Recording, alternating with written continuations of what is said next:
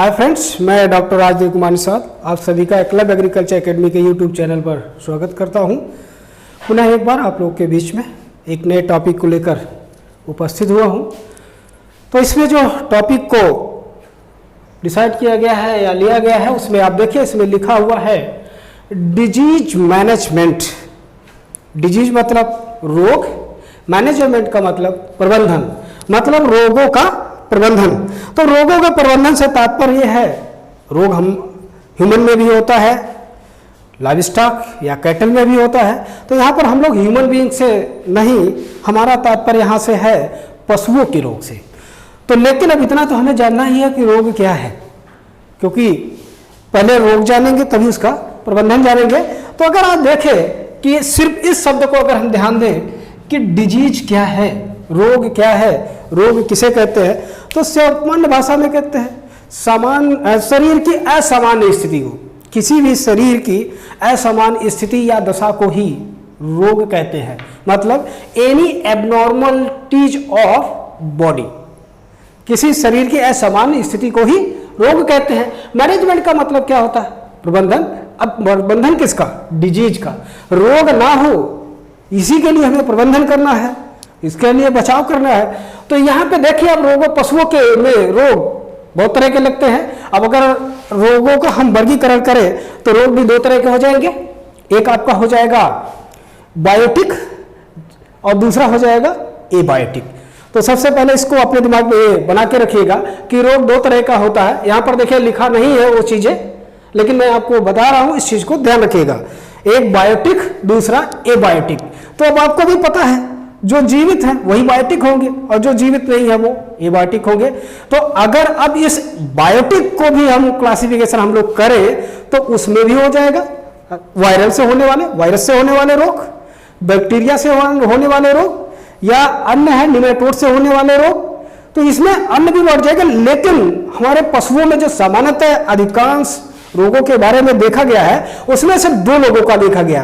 एक तो बैक्टीरिया से होने वाले रोग, दूसरा वायरस से होने वाले रोग। तो बायोटिक में हम लोग दो लोगों को पढ़ेंगे, एक तो वायरल डिजीज, दूसरा बैक्टीरियल डिजीज, और एक दूसरा जो इसके पहले क्लासिफिकेशन बताएंगे एबायोटिक डिजीज। तो एबायोटिक डिजीज में सामान्यतः वो होते हैं जो किसी न्यूट्रिएंट डिफिशियंसी की वजह से होते होंगे या फिजियोलॉजिकल डिसऑर्डर की वजह से होंगे। तो उसमें कौन कौन से रोग आएंगे हम इसमें देखेंगे। लेकिन इस पर शुरू करने से पहले मैं आपसे निवेदन करूंगा कि इस चैनल को पुनः वही बात शेयर करें, सब्सक्राइब करें, ताकि हम आपके लिए और अच्छा करने का मुझे एक साहस मिल सके। दूसरा, अभी तक लॉकडाउन की स्थिति होने की वजह से सारी क्लासें बंद हैं, तो इसी के माध्यम से आप तक हम लोग भी पहुंच पा रहे हैं। जैसे ही ये सारी स्थितियां सामान्य होगी, ऑफलाइन क्लासेस कंटिन्यू हो जाएंगी, तो तब तक आप इस पे हम आपसे रूबरू होते रहेंगे। तो आइए देखते हैं इसमें सबसे पहले। तो यहाँ पर हमने लिखा है बैक्टीरियल डिजीज। तो सबसे पहले किस रोगों का हम लोग ध्यान देंगे? तो बैक्टीरियल डिजीज। तो बैक्टीरियल डिजीज में भी सबसे पहला जो रोग है उसको आप देखिए लिखा है हेमोरेजिक सेप्टिसेमिया। Haemorrhagic septicaemia. तो ये हेमोरेजिक सेप्टिसेमिया को अन्य किस नाम से जानते हैं ये भी आप देखते हैं। इसी को कहते हैं गला घोटू। गला घोटू रोग पशुओं में सामान्यतः बहुत ज्यादा देखा जाता है। लेकिन यहां देखिए एक चीज और हमने लिखा है आल्सो कॉल्ड, मतलब इस गला घोटू को या हेमोरेजिक सेप्टिसेमिया को अन्य किस नाम से भी जाना जाता है? तो इसको तीन अन्य नामों से भी जाना जाता है। पहला है, इसको कहते हैं shipping fever, SHIPPING, shipping fever. इसी को दूसरा नाम भी एक कहते हैं शिपिंग न्यूमोनिया। देखिएगा, स्पेलिंग को ध्यान रखिएगा, शिपिंग न्यूमोनिया। इसी को कहते हैं पास्चुराइसिस इन कैटिल, पास्चुराइसिस इन कैटिल। इन नामों को ध्यान रखिएगा, क्योंकि इस नाम को तो सब लोग जानते हैं, लेकिन जब थोड़ा सा क्वेश्चन को जब ट्यून करता है कि ये क्या है, सब कुछ आप जान रहे थे, यदि यहां तक पूछा था तो आपको सब पता था, लेकिन कहीं इनमें से कोई नाम दे दिया तो सारी जानकारी आपकी शून्य हो जाती है। इसलिए ये चीजें बहुत ध्यान रखिएगा, और ये अक्सर कहीं ना कहीं आ जाता है। तो इसमें जो है अगला क्या है, पास्चुरेसिस इन कैटल। तो अब देखिए ये किसकी वजह से होता है, यहां पर हमने लिखा है CU, तो C का मतलब होता है कॉजल, CAUSAL कॉजल, और O से तात्पर्य है ऑर्गेनिज्म। ठीक है, मतलब इसके जो कारक है वो क्या है, जलीय कारक कौन से हैं, तो कॉजल ऑर्गेनिज्म जो है वो है पास्चुरेल्ला बोविसेप्टिका। कॉजल ऑर्गेनिज्म क्या है, पास्चुरेल्ला बोविसेप्टिका। देखिए इसके नीचे अंडरलाइन किया गया है, इसका मतलब ये इंडियन लैंग्वेज नहीं है, ये इटैलिक होगा या किसी यूनानी होगा, कुछ होगा। तो चूंकि हम अपनी स्क्रिप्ट अपनी लिपि में नहीं लिखते हैं, तो ये किसी अन्य लिपि का होता, तो उस चीज को हम लोग दर्शाने के लिए उसके नीचे अंडरलाइन कर देते हैं। इसमें एक चीज और बहुत महत्व रखता है, इसका बॉडी का टेम्परेचर। तो बॉडी का टेम्परेचर देखिए 104 से 107 डिग्री फ़ारेनहाइट। तो ध्यान रखिएगा, किसी किताब में आपको 104 से 107 मिलता है, कहीं पर 104 से 108 डिग्री फ़ारेनहाइट मिलता है, लेकिन ये आपको जब भी दिया जाता है तो एक ऐसा रेंज दिया जाता है जो शायद इसके बीच में आपको मिलता है। तो अब इसका हेमोरेजिक सेप्टिसेमिया का ये बॉडी टेम्परेचर है, मेन है कॉजल ऑर्गेनिज्म। इसके निदान के लिए अब क्या किया जाता है, इस रोग के होने के बाद उपचार बहुत कम हो पाता है, इसके होने से पहले ही वैक्सीनेशन किया जाता है। तो ध्यान रखिएगा, इस तरह के रोगों से वैक्सीनेशन हमेशा तब किया जाता है जब मानसून आना होता है, मतलब मानसून आने के पहले ही पशुओं में वैक्सीनेशन कर दिया जाना चाहिए। इसका मतलब अब इसका वैक्सीनेशन कब होना चाहिए, सामान्यतः हमारे अगर नॉर्थ इंडिया की बात करें तो 15 जून से ही इधर पहुंचता है मानसून, तो उसके पहले हो जाना चाहिए। इसका मतलब मई जून में इसके लिए वैक्सीनेशन हो जाना चाहिए। ठीक है, तो यहां पर एक दो शब्द और भी आते हैं, एक होता है ट्रीटमेंट इलाज, और एक होता है वैक्सीनेशन या जिसको कहते हैं टीकाकरण। तो टीकाकरण जो होता है, रोग से कोई प्रभावित ना हो उसके लिए टीकाकरण कर दिया जाता है, और जब कोई रोग से प्रभावित हो जाता है उसके बाद जो कार्य एक्टिविटी की जाती है उसको ट्रीटमेंट किया जाता है। तो इस बात को ध्यान रखिएगा। उसके बाद आपका है दूसरा, देखिए दूसरा रोग का नाम लिखा है एंथ्रेक्स। उसके बाद दूसरा क्या लिखा गया है, एंथ्रेक्स। तो एंथ्रेक्स में भी ध्यान रखिएगा, एंथ्रेक्स का आपका जो ये है आल्सो कॉल्ड स्प्लीनिक फीवर, ये ध्यान रखिएगा।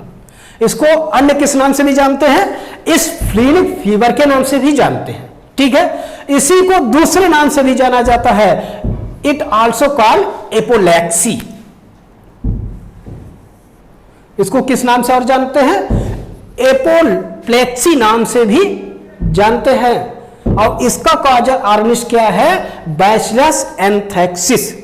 बैसिलस एंथ्रेक्सिस यहां भी देखिए अंडरलाइन किया गया है। इसमें बॉडी टेम्परेचर क्या होता है, बॉडी टेम्परेचर इसमें होता है 105 से 108 डिग्री फ़ारेनहाइट। देखिए टेम्परेचर की बात की जा रही है, कभी यहां पर भी कभी कभी होता क्या है कि जो टेम्परेचर होता है डिग्री फ़ारेनहाइट में किताबों, सामान्यतः इसके केस में डिग्री फ़ारेनहाइट में किताबों में भी होता है, क्वेश्चन को टीन करने के लिए इसी चीज को पुनः डिग्री सेंटीग्रेड में कर देते हैं।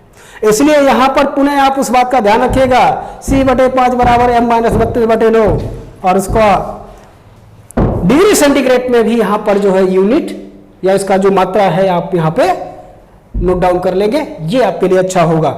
देखिए यहां पर एक चीज लिखा है नोट, लिखा है पोस्टमार्टम इज नॉट अलाउड। वैसे हमारे देश में पशुओं के मरने के बाद पोस्टमार्टम कहाँ होता है, लेकिन इसका पोस्टमार्टम सिर्फ हमारे वेटरनरी क्लिनिक पर ही हो सकता है। तो कहने का मतलब यहाँ पर पोस्टमार्टम इज नॉट अलाउड, मतलब इनका पोस्टमार्टम नहीं करना चाहिए। क्यों नहीं करना चाहिए, क्योंकि ये जो बैक्टीरिया है इसके शरीर में जो है ये सामान्यतः इतनी आसानी से मरते नहीं है। और ये अगर ये ऐसा नहीं है कि हम 8 फीट 10 फीट के नीचे इसको जो है वो डंप कर देते हैं तो खत्म हो जाते हैं, नहीं, एग्जैक्ट नहीं। ठीक, और इसको अगर आप खोला जाता है, पोस्टमार्टम किया जाएगा, तो ये पुनः इनके प्रसार होने की पूर्ण संभावना है, इसलिए इसमें कहा जाता है पोस्टमार्टम नहीं करना चाहिए। ठीक है, उसके बाद है तीसरा ब्लैक क्वार्टर, इसी को लगड़ी बुखार भी कहते हैं। तो ये ब्लैक क्वार्टर या लगड़ी बुखार, इसका जो कॉजल ऑर्गेनिज्म है वो है क्लॉस्ट्रिडियम चौबेई। क्या है, क्लॉस्ट्रिडियम चौबेई। ये क्लॉस्ट्रिडियम चौबेई के लिए जो बॉडी टेम्परेचर, जब ये कहने का तात्पर्य जब इस रोग से पशु ग्रसित हो जाता है उस समय उस पशु के शरीर का तापमान पर क्या प्रभाव पड़ता है। तो 107 यहां पर लिखा 107 से 108, इसका मतलब उसके शरीर का तापमान क्या किया है, इंक्रीज कर गया है या बढ़ गया है। तो इसमें भी इसका मतलब एक फीवर वाला, यहां पर भी ये चीजें देखने को मिल रही, यहां पर भी देख मिल रही। यहां इसका मतलब इस पशु रोग से जब ग्रसित हो रहे पशु तो इनमें एक लक्षण दिखाई दे रहा कि इनमें फीवर आ रहा।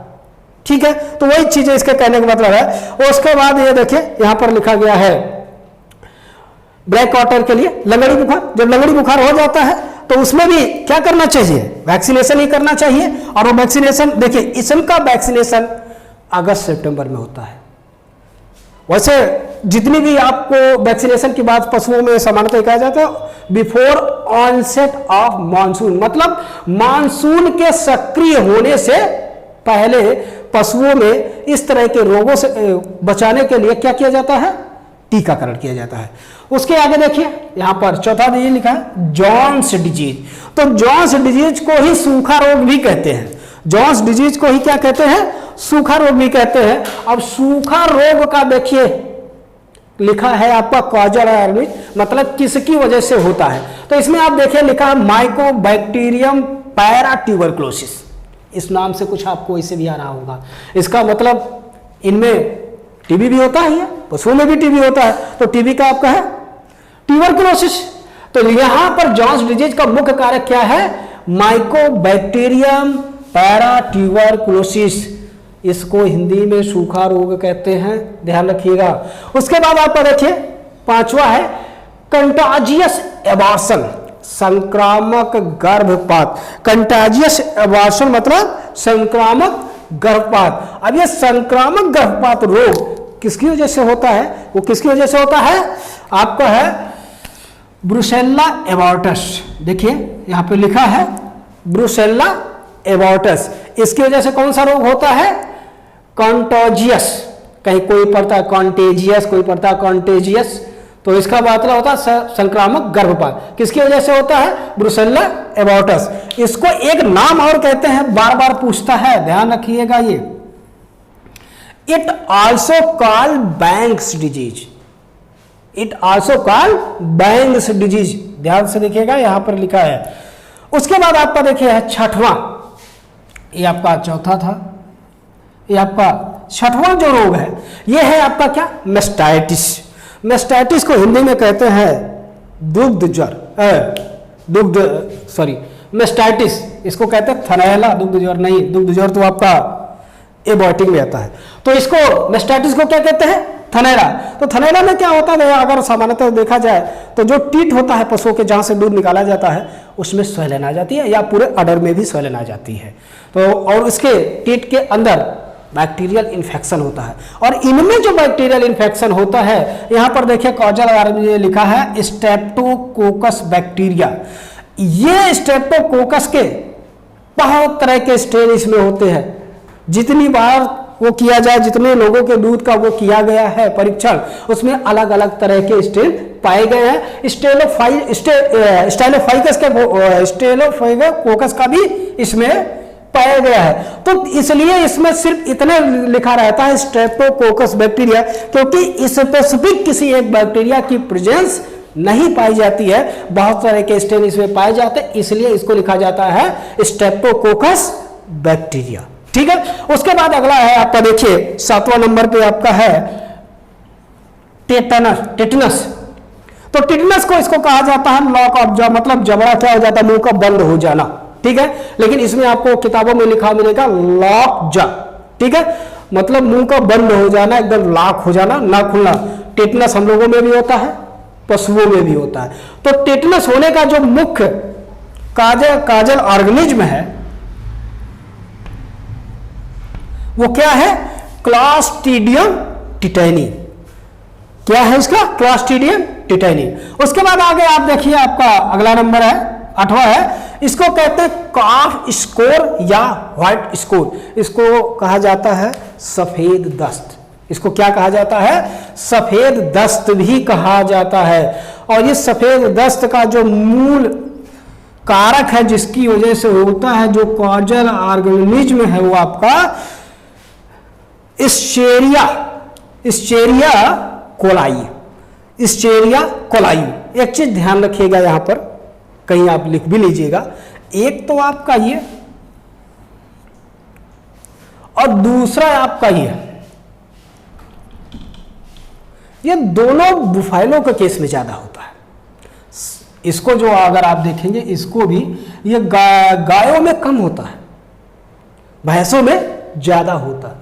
इसको भी अगर आप देखेंगे तो ये जो भैंस है, बुफाइलो है, उनमें ज्यादा होगा, और स्पेशली बुफाइलो के जो बच्चे होते हैं, इस रोग की वजह से इनकी डेथ सबसे ज्यादा देखी जाती है। तो इसलिए इनका समय रहते हुए इलाज करना बहुत जरूरी है। उसके बाद है आपका अगला नंबर फूड पॉइजनिंग का। तो देखिए इसमें लिखा है फूड पॉइजनिंग, तो इसमें आपको चूंकि ह्यूमन में भी एक बहुत बड़ी इसकी प्रेजेंस पाई जाती है, इसलिए इसके बारे में हम लोग सुनते रहते हैं। उसको क्या कहते हैं, इसका कॉजल ऑर्गेनिज्म क्या है, क्लास्ट्रीडियम बाटुलिनम। अब देखिए 9 रोगों का हमने वो दिया था जो बैक्टीरिया की वजह से हो रहे हैं। ये चार्ट बढ़िया से बनाइएगा, ये किसकी वजह से होने वाले रोग हैं, बैक्टीरिया की वजह से।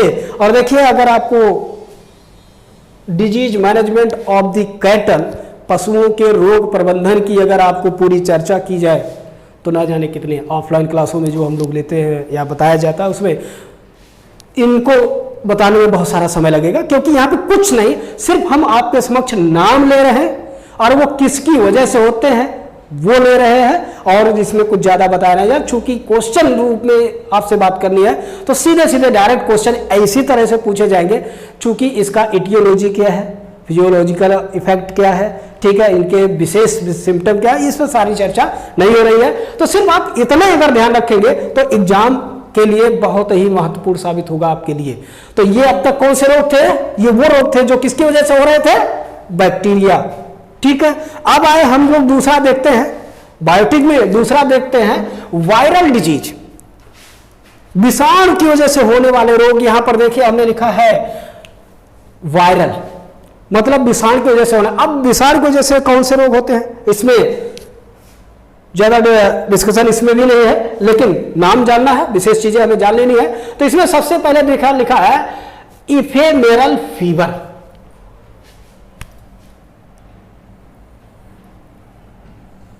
इसमें क्या लिखा है, इफेमेरल फीवर। अब देखिए इफेमेरल फीवर का मतलब ही होता है कम समय के लिए बुखार। तो हम लोग अपने गांव में सामान्य भाषा में कहते हैं 2.5 दिन का बुखार या अढ़ैया बुखार। तो 2.5 दिन का बुखार या अढ़ैया बुखार को हम अपने पढ़े लिखे की भाषा में क्या कहते हैं, इफेमेरल फीवर। तो यहां हमने लिखा है 2.5 डेज फीवर, 2.5 डेज फीवर। तो ये कभी कभी पूछता है 2.5 days fever is associated with, किससे संबंध रखता है, इस चीज को आपको ध्यान रखना है। तो यहां पर देखिए इसमें हमने अभी वही देखा है बॉडी टेम्परेचर। तो बॉडी टेम्परेचर इसमें कितना है, 105 से 106 डिग्री फ़ारेनहाइट। तो इसमें बॉडी टेम्परेचर। अब देखिए जब ये बुखार हो जाता है तो यहां पर लिखा है एक चीज और, इंक्यूबेशन पीरियड। अब इंक्यूबेशन पीरियड मतलब ये कितने समय तक ये बना रहता है, अगर हो गया तो कितने दिनों तक। तो सामान्यतः यह देखा गया है 1 से 3 दिनों तक ये बुखार बना रहता है, और उस बीच में जैसे ही थोड़ी सी किसी मेडिसिन का उपयोग कराया जाता है तो धीरे धीरे ये नॉर्मल होना शुरू हो जाता है। अब देखिए उसमें सबसे महत्वपूर्ण जो भैया पशुओं का रोग है उसको आप भी जानते हैं और मैं आपके समक्ष उसका जिक्र कर रहा हूं। तो इसमें देखिए दूसरा जो रोग है सबसे महत्वपूर्ण है भाई, FMD, foot and mouth disease. Foot and mouth disease, इसको हिंदी में कहते हैं खुरपका मुंहपका रोग, खुरपका तथा मुंहपका रोग। और यह पशुओं में बड़ी कॉमनली देखने को मिलता है। इसमें होता क्या है, आप अगर देखें तो पशुओं के जो मुंह होते हैं उसमें छाले देखे जा सकते हैं, जो पैर होते हैं जो खुरों के बीच में होता है पूरा घाव बन जाता है, पशु चलने में असमर्थ हो जाता है, पशु वो है चलना फिरना बंद कर देता है, खाना भी बंद कर देता है। कहने का मतलब पशु बहुत बुरी तरह से ग्रसित हो जाता है। तो इसको ध्यान रखिएगा। चूंकि अब ये रोग होता है किसकी वजह से? वायरस की वजह से। अब वायरस का कोई स्ट्रेन, कहीं स्ट्रेन 1, कहीं स्ट्रेन 2, कहीं स्ट्रेन अल्फा, कहीं बीटा, कहीं गामा, इस चीज का ही जिक्र किया जाता है, तो उसको कहीं जस्टिफाई करना संभव नहीं हो पाता है। इसलिए कभी ये नहीं दिखाए, यहाँ पर आपको हम दिखा पा रहे हैं या कोई नहीं दिखा रहे, किताबों में थोड़ी सी स्ट्रेन करके दिखा दिया जाता है कि वो किसकी वजह से होता है। तो सीधे इसमें आप ये ध्यान रखिएगा, जब भी ये पूछा जाता है तो एफएमडी रोग का कारक है किसकी वजह से होता है, तो एफएमडी रोग किसकी वजह से होता है? वायरस की वजह से होता है। इसमें एक बात ध्यान रखना है कि एफएमडी को किस अन्य नाम से जाना जाता है, तो एफएमडी को किस अन्य नाम से जाना जाता है? मुरैन डिजीज। किस नाम से? मुरैन डिजीज। बहुत महत्वपूर्ण है, इस बात को ध्यान रखिएगा। उसके बाद इसमें बॉडी टेम्परेचर। तो देखिए यहां पर एक चीज मैंने ही गलती की है और ये गलती करना मेरे लिए आवश्यक भी था। यहां पर हमने लिखा है जो टेम्परेचर है वो 40 से 41 डिग्री सेंटीग्रेड लिखा है, फ़ारेनहाइट नहीं, डिग्री सेंटीग्रेड में लिखा है। तो यहां मैं आपसे चाहूंगा कि इस डिजिट को डिग्री फ़ारेनहाइट में कन्वर्ट करिएगा, क्योंकि ये कन्वर्जन आप इतना करिए कि आपको हमेशा याद रहे, क्योंकि ये हमेशा आपसे पूछा जाएगा। क्योंकि एग्रीकल्चर में इसका बड़ा महत्व है, एग्रोनॉमी हो, हॉर्टिकल्चर हो, XYZ, क्योंकि ऐसा कहीं नहीं है कि जहां पर टेम्परेचर अपना इफेक्ट ना डाल रहा हो, चाहे कोई प्लांट हो चाहे कोई एनिमल। तो इसलिए इसका आपको चीजें वो याद होनी चाहिए, क्योंकि उसका जो टेम्परेचर का जो यूनिट है वो आपको हो सकता है डिग्री सेंटीग्रेड में आपके समक्ष रखा जाए या आपके समक्ष डिग्री फ़ारेनहाइट में रखा जाए, इसलिए इसको आप ध्यान रखेंगे। उसके बाद इसमें लिखा है वैक्सीनेशन। तो वैक्सीनेशन मतलब टीकाकरण कब होना चाहिए? यहां पर लिखा ही है बिफोर ऑनसेट ऑफ मानसून। तो बिफोर मतलब मानसून के सक्रिय होने से पहले। तो हम इधर अगर नॉर्थ इंडिया की बात करें, क्योंकि हम लोग नॉर्थ इंडिया में वर्तमान में रही है, तो नॉर्थ इंडिया में मानसून जो यूपी, बिहार, दिल्ली तक की जो है यहाँ पर 15 जून से होता है। इसका मतलब अब हम इसमें के जो है मई के महीने में क्या हो जाना चाहिए? वैक्सीनेशन हो जाना चाहिए। ठीक है। अब इसका इंक्यूबेशन पीरियड मतलब ये रोग कितने दिन होता?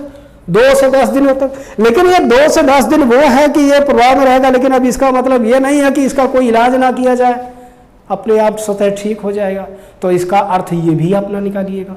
ठीक है, इलाज तो हमें करना ही होगा, और अगर इलाज नहीं किया तो अंततः तो परिणाम क्या आएगा?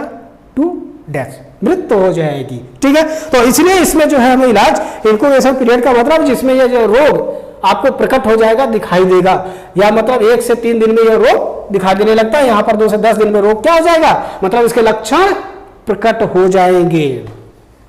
उसके बाद है आपका रिंडरपेस्ट। रिंडरपेस्ट को आप पोकनी रोग भी सामान्यतः कहते हैं, माता रोग भी कहते हैं, शीतला रोग भी कहते हैं। ठीक है। तो इसको अब एक अन्य नाम से भी जाना जाता है। वो अन्य नाम क्या है? Bovine typhus. रिंडरपेस्ट को एक दूसरे नाम से भी जाना जाता है, उस दूसरा नाम क्या है? Bovine typhus. तो जो बोवाइन टाइफस है उसके लिए टेम्परेचर कितना है देख लीजिए। तो उसके लिए जो आपका टेम्परेचर है 104 से 108, ये कहीं पर 107 मिलता है, कहीं पर 6 भी मिलता है। चूंकि किताब लिखने वाले अलग अलग राइटर हैं और वो डाटा कहाँ से लिए हैं ये भी वेरी करता है, इसलिए ये चीज़ें जितनी तरह के आप किताब पढ़ेंगे इसमें कहीं ना कहीं जो है वो डाटा वेरी करेगा। लेकिन इसको लेकर के आपको कोई विवाद की स्थिति नहीं आएगी, इसको लेकर के आप परेशान नहीं होंगे। ठीक है। उसके बाद इसमें भी रिंडरपेस्ट का टेम्परेचर है। उसके बाद वैक्सीनेशन इज 1 टाइम, यहां पर लिखा है वैक्सीनेशन इज 1 टाइम। इसको जरा भैया समझ लो ऐसा हमने क्यों लिखा है।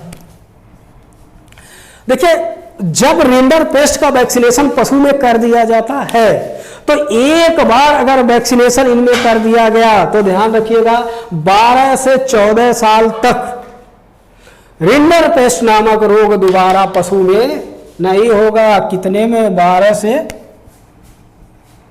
14 ईयर, ध्यान रखिएगा 12 से 14 वर्ष तक यह रोग पुनः नहीं होगा।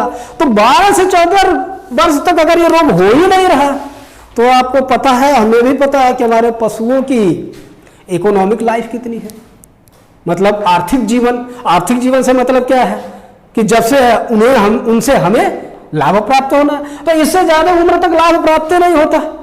तो इसलिए ये इसमें किताबों में लिख दिया है वैक्सीनेशन इज वन टाइम, एक बार वैक्सीनेशन अगर कर दिया गया तो दोबारा इसकी वैक्सीनेशन करने की जरूरत नहीं पड़ती है। जबकि यहां पर हर सीजन में, मतलब अगर एक बार गर्मी में की गई तो इसका मतलब नहीं अगली गर्मी में नहीं करना होगा, उधर भी करना होगा। मतलब प्रत्येक वर्ष इसकी जो है वैक्सीनेशन करनी पड़ेगी। तो इसी में इसीलिए ये अपवाद है कि वह कौन सा रोग है जिसका वैक्सीनेशन पशुओं में सिर्फ एक बार किया जाता है। तो कौन सा ऐसा रोग है जिसका वैक्सीनेशन पशुओं में सिर्फ एक बार किया जाता है? उस रोग का क्या नाम है?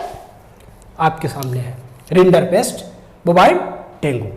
ठीक है, उसके बाद आपका देखिए अगला है ब्लैक टंगू, ब्लू टंगू, नीली जिह्वा।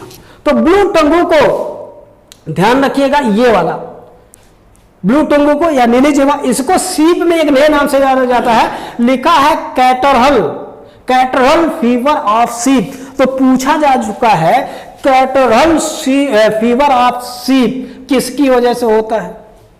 तो जब भैया ये वायरल है तो क्या हम बताएं? ठीक है, तो ये इसमें देखिए बॉडी टेम्परेचर इसमें भी क्या हो रहा है, 106 से 107, इसका मतलब बुखार इसमें भी दिखाई दे रहा है, नीली जिह्वा में भी बुखार दिखाई देता है। उसके बाद आपका देखिए 5वां रोग इसमें लिखा है रेबीज। रेबीज को क्या कहा जाता है? हाइड्रोफोबिया। हाइड्रोफोबिया क्या होता है? जल से, जिसको जल से डर लगे। तमाम तरह का फोबिया होता है, किसी को रात से डर लगता है, किसी को बिजली तड़क से डर लगता है, किसी को आवाज से डर लगता है। छोटे बच्चों को देखा जाएगा तो जब कोई एरोप्लेन या जहाज निकलती है तो देखिए कितनी भयभीत हो जाते हैं, कितनी जोर से वो भागने लगते हैं। वो भी आल्सो कंसिडर फोबिया, वो भी एक तरह का फोबिया ही है। तो इसमें पशुओं में यहाँ पे बात की जा रही है रेबीज या हाइड्रोफोबिया। अब हाइड्रोफोबिया आपको भी पता है, सामान्यतः कुत्तों के काटने से, किसी भी कैट प्रजाति के लोगों जब काटते हैं तभी इस तरह के रोग दिखाई देते हैं। और सामान्यतः जो हम लोगों को बीच में दिखाते हैं वो ड्यू टू डॉग। तो कुत्तों की वजह से काटने से ये होता है। तो ये ऐसा नहीं कि पशु में है, पशुओं में भी होता है। इसमें समस्या जो सबसे बड़ी आती है कि इसके डिजीज एक बार पशु को अगर काट लिया तो ये मान के चलिए ये हो सकता है 5वें दिन ही पता चल जाए और हो सकता हो 90 दिन के बाद भी पता चले। तो जो सबसे बड़ी समस्या होती है, तो इसका जो पता लगने का, जो इफेक्ट आने का, सिम्टम आने का समय वो बहुत देर से आता है। और जब तक सिम्टम हमारे आपके बीच में पहुंचता है, पता चलता है, तब तक देर हो चुकी होती है, क्योंकि वो शरीर में तब तक इतना ज़्यादा फैल चुका होता है कि उसका नियंत्रण करना संभव नहीं हो पाता है। इसलिए आप लोगों से निवेदन है कि जब भी कोई डॉग या कैट प्रजाति के किसी को कैनाइन दांत वाले अगर किसी को टच कर रहे हैं और उनकी दांत शरीर को लग गई है, ब्लड आ गया है, तो नो डाउट सबसे पहले आप जाकर के चिकित्सक से परामर्श लें। उसके बाद, क्योंकि गांव में बहुत तरह की भ्रांतियां हैं, उन भ्रांतियों के चक्कर में ना पड़ा जाए। ये आधुनिक दुनिया है, इसमें हर समस्याओं का निदान हमारी मेडिकल के पास है। तो पहले मेडिकल एक्सपर्ट के पास जाकर ही संपर्क किया जाए, जैसा उनका सुझाव हो वैसा उस पर कदम उठाना चाहिए। ये रेबीज कुत्तों में होता है। और एक चीज़ मैं बताऊँ यहाँ पर, यदि कुत्ते को रेबीज हो गया तो इसको नींद नहीं आएगी, भूख नहीं लगेगा, प्यास नहीं लगेगा, ये कभी सोता नहीं है। और एक दिन अगर ये चलता रहे तो 24 घंटे में कम से कम ये कंटिन्यू 45 किलोमीटर की यात्रा वो करेगा। एक बार अगर इसको कहा ये काट लिया और ये उससे ग्रसित हो गया तो ये 45 किलोमीटर कंटिन्यू ये दौड़ता रहेगा, एक जगह पर कभी बैठने का ये नाम ही नहीं लेगा। तो ये इसकी बड़ी खतरनाक स्थिति है। तो इसलिए इसको ध्यान रखिएगा, पशुओं को अपने बचाए भी। तो ये आपका 5 क्या थे? Viral disease. तो हमने आपको शुरू में ये बताया था कि रोग 2 तरह के होते हैं, एक बायोटिक होता है और दूसरा एबायोटिक होता है। तो अभी तक हमने जो आपके समक्ष ये विवरण दिया, जो हमने बोला, वो किसके बारे में था? बायोटिक डिजीज के बारे में। मतलब वह रोग जिसका कारक कोई सूक्ष्म जीव ही हो सकता है। तो अब इसके बाद भी हमें एक देखना है एबायोटिक जीव, जो किसी जीव की वजह से नहीं होता है, ठीक है, जो किसी अजीब की वजह से होता है। तो एबायोटिक डिजीज में वो होंगे जो किसी, हो सकता फिजियोलॉजिकल डिसऑर्डर की वजह से हो जाए, हो सकता कोई बाह्य कारक हो जाए, टेम्परेचर की वजह से हो जाए, बरसात की वजह से, ह्यूमिडिटी की वजह से हो जाए, या हो सकता है किसी न्यूट्रिएंट डिफिशियंसी की वजह से हो जाए। तो तमाम तरह के रोग होंगे, लेकिन इसमें भी हम लोग उन रोगों का ध्यान रखेंगे जो सामान्यतः पशुओं में होता है। पशुओं को होता तो है लेकिन उसका कारक कोई जैवीय घटक नहीं होता है। तो उसमें देखिए जो प्रमुख रूप से है वो कौन कौन से, भैया देखिए यहाँ पर सिर्फ हमने नाम लिखा है, तो इसके बारे में हम आपको बता दे रहे हैं और आप अपनी जानकारी के लिए अपने पेन के माध्यम से अपनी कॉपी में उसको नोट डाउन कर लीजिए। तो देखिए सबसे पहले है मिल्क फीवर, दुग्ध ज्वर। मिल्क फीवर को क्या कहते हैं? दुग्ध ज्वर। ठीक है, तो ध्यान रखिएगा ये जो दुग्ध ज्वर है आपको भी पता है किसकी वजह से होता है? कैल्शियम की कमी की वजह से होता है। और पशुओं में कैल्शियम की कमी तब उनमें होती है जो अधिक दूध उत्पादन करने वाले पशु होते हैं, उन्हीं में जो है ये मिल्क फीवर होता है। तो यहां एक चीज और ध्यान रखिएगा, लिख लीजिएगा ध्यान से, मिल्क फीवर को कहा जाता है काविंग पैरालाइसिस। मिल्क फीवर को ही क्या कहा जाता है? Calving paralysis. यह आपका एफओ में पूछा जा चुका है। तो चूंकि एफओ में हमेशा हटके ही उस काम को कार्य करते रहते हैं, तो इसमें उस तरह के देखिए हर जगह मैंने डिस्क्रिप्शन दिया है कि जो अन्य नामों से जाने जाते हैं। उसके बाद देखिए आपका मिल्क फीवर, अब इसको भाई कैसे कंट्रोल किया जाएगा? भैया कैल्शियम की सप्लाई करिए। गांव में देखते ही हैं आप, ठीक है, कि इसको लेकर के जो है कैल्शियम खूब खिलाते हैं, तो उनको लगता है कैल्शियम खिलाने से दूध बढ़ता है।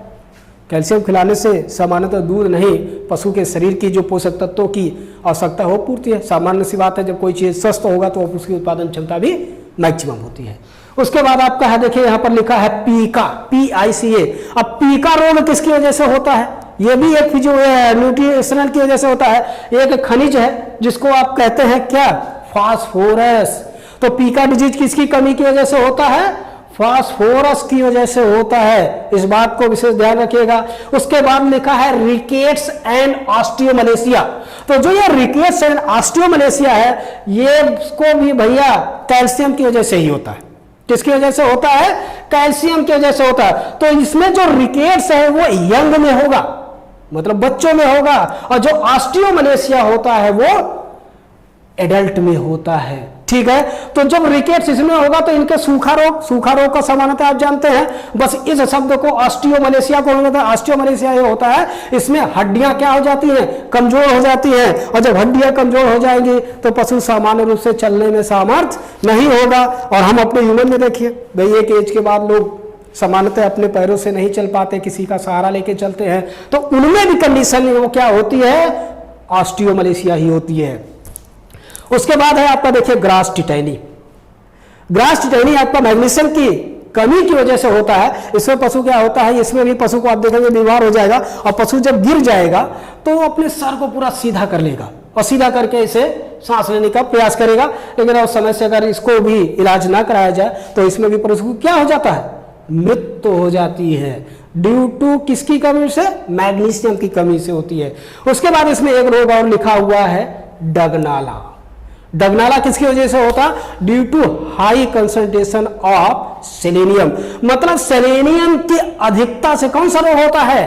डगनाला होता है। तो इस डगनाला को भी ध्यान रखिएगा, बार बार पूछता है। और ये इसमें ये समानता है, ये तराई बेल्ट में होता है। क्योंकि तराई बेल्ट में होता क्या है? धान के पुआल, जो पैडी स्ट्रा जिनको आप कहते हैं, यह पशुओं को सामान्यतः खूब खिलाते हैं, तो इसीलिए यह तराई बेल्ट में डिजीज, यह रोग देखा भी जाता है। तो इस रोग से बचने के लिए सबसे ज्यादा पहले तो भाई सावधानी है कि जो है पशुओं को जो धान का पुआल या पैडी स्ट्रा को ना दिया जाए, दिया उतना ही जाए जितना उनके शरीर के लिए आवश्यक है। जब एक्सेस इसको खिला दिया जाता है पुआल को, तो भी जो है सेलेनियम की अधिकता हो जाती है पशु में, और पशु को अगर आप देखेंगे तो बड़ा कमजोर दिखाई देगा, एकदम से वीक दिखाई देता है।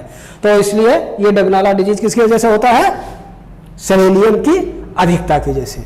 तो ये दोस्तों आपके पशुओं का एक संक्षिप्त, पशुओं के रोग का एक संक्षिप्त विवरण था।